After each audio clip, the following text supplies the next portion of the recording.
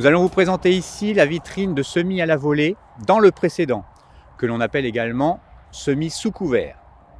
Alors, si cette technique n'est pas nouvelle en soi, car les éleveurs l'utilisent parfois pour semer des prairies assolées, afin de les valoriser dès l'automne, soit sous forme de pâturage, soit en fauche, son application au semis découvert est quant à elle assez innovante. Alors, pour quelles raisons faut-il s'y intéresser? Tout d'abord, avec l'objectif de semer le plus tôt possible, on va gagner du temps à l'implantation, en évitant tout travail du sol préliminaire, ce qui en réduit aussi le coût financier. On va ensuite bénéficier des jours longs, les jours le plus long, et donc d'un cumul de degrés-jours favorable au développement de la biomasse. Et puis aussi, on va rendre possible la couverture des sols en interculture courte, donc avant des semis d'automne.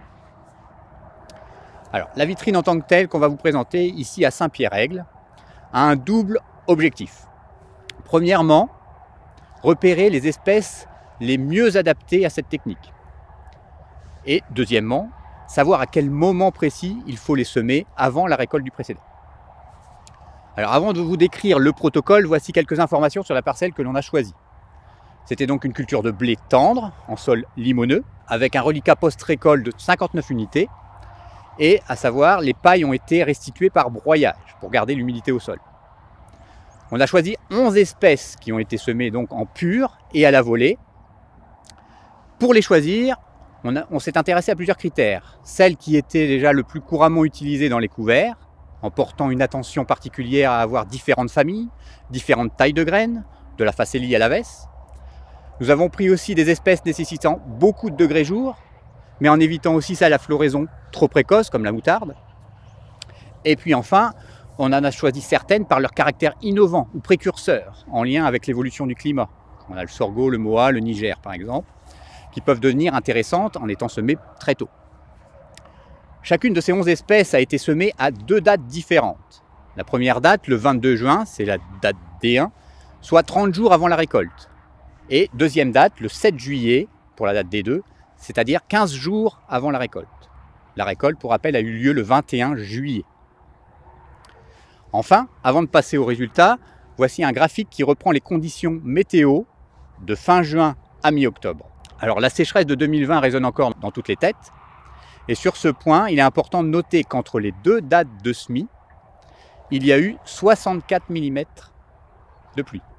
Ensuite, seulement 55 mm jusqu'au 15 septembre au lieu de 140 habituellement, soit un déficit de 85 mm par rapport à la normale. Côté température, rien de remarquable à signaler, hormis le pic de chaleur de la mi-août, et sinon une arrière-saison très favorable en termes de température. Je passe la parole maintenant à Sophie qui va vous présenter les résultats en termes de biomasse et de taux de levée sur cette plateforme. Comme vous l'a dit mon collègue Gaëtan, 11 modalités ont été testées dans cet essai.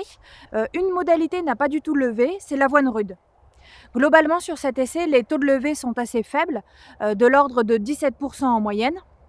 Les plus faibles taux de levée ont été observés pour le Niger, semé à 10 kg/hectare avec 8% de levée, et le radis semé à 15 kg qui a subi des pertes dues aux dégâts d'altise. Le taux de levée est de 7% en moyenne. La moutarde d'Abyssinie, semée à 8 kg, a également subi des pertes dues aux altises, importantes notamment au semis à moins 15 jours, avec un taux de levée très faible à 5%. Alors que semé à moins 30 jours avant la récolte, le taux est de 23% de levée. Le moa, le trèfle d'Alexandrie et la moutarde d'Abyssinie sont les 3 espèces à avoir mieux levé pour le semis 30 jours avant la récolte. Pour la facélie, le sorgho et les vesses, les taux de levée sont meilleurs pour le semis 15 jours avant la moisson. Pour les vesses, en seconde date, ils sont même très satisfaisants avec 47% de levée pour la vesse commune de la variété Caravelle, semée à 40 kg, et 40% de levée pour la vesse velue Goliath, semée à 35 kg/hectare.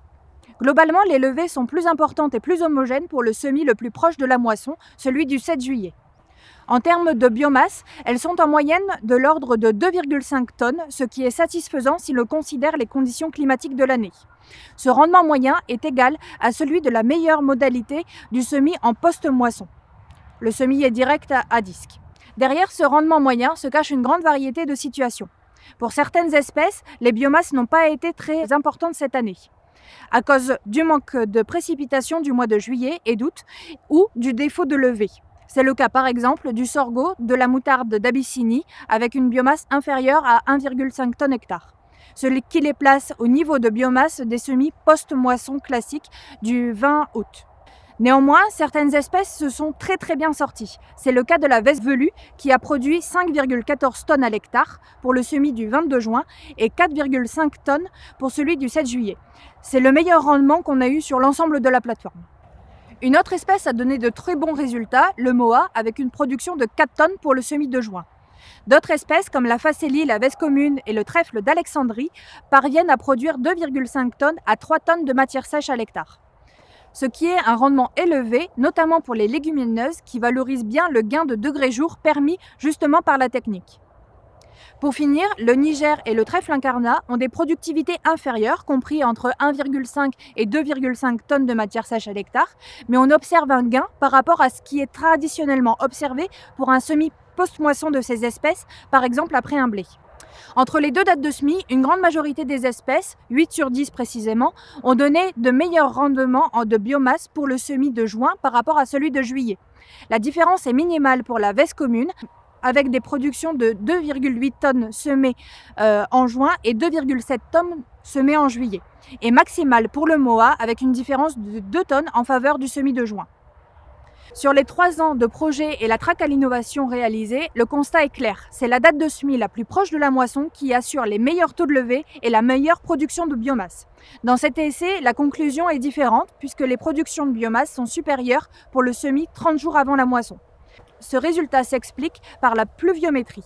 Les modalités semées le 7 juillet ont reçu 53 mm cumulés du semis à la date du 31 août, contre 117 pour celles semées du 22 juin, soit un écart de 64 mm en faveur du semis de juin. Ce sont ces précipitations entre le 22 juin et le 7 juillet qui ont permis une levée rapide et un développement supérieur du couvert par rapport au semis de juillet. Globalement, ce qu'il faut retenir sur le semis à la volée dans le précédent, c'est premièrement que le choix de l'espèce est important. Les vesses, radis, facélie, mais aussi le tournesol, le niger, l'orge de printemps sont adaptés à cette technique-là. La vigueur à la levée est bonne et leur potentiel de production de biomasse est très satisfaisant en semis à la volée dans le précédent. Par contre, les espèces comme la févrole, l'avoine rude, la moutarde blanche ne sont pas adaptées à cette technique, soit pour des raisons de difficulté de levée, soit de précocité à floraison. Certaines espèces comme le moa, la moutarde d'Abyssinie et les trèfles peuvent être de très bonnes candidates, mais il sera important alors d'augmenter de 10% les densités de semis pour pallier les pertes qui peuvent être importantes à la levée. En revanche, il est déconseillé de semer des espèces précoces à floraison. Vu la précocité de semis, on risquerait d'avoir de la grainaison. Concernant la date de semis, comme nous l'avons évoqué dans la présentation de l'essai, il est essentiel de semer le plus tôt possible avant la moisson. Quand on dit le plus près possible, c'est-à-dire dans les 3 semaines avant la date de moisson estimée ou dès que les conditions sont favorables. Semer proche de la moisson permet de sécuriser la levée et de diminuer le risque de perte de pied par consommation par les organismes granivores comme les carabes ou par étiolement. Cela permet aussi de limiter les dégâts lors de la moisson sur les jeunes plantules. Enfin, pour maximiser la réussite des couverts, il est intéressant de moissonner bas et de restituer les pailles. Toujours dans l'objectif d'optimiser les conditions de levée, la coupe basse et la restitution des pailles permet d'avoir un tapis de paille sur les semences, de les recouvrir et ainsi de conserver l'humidité du sol. Donc voilà pour ce qui est du semis à la volée dans le précédent. C'est une technique très intéressante à mettre en place qui permet d'une part un gain de temps et une diminution des coûts d'implantation, mais surtout de couvrir rapidement son sol tout en maximisant ses chances de réussir ses couverts d'interculture.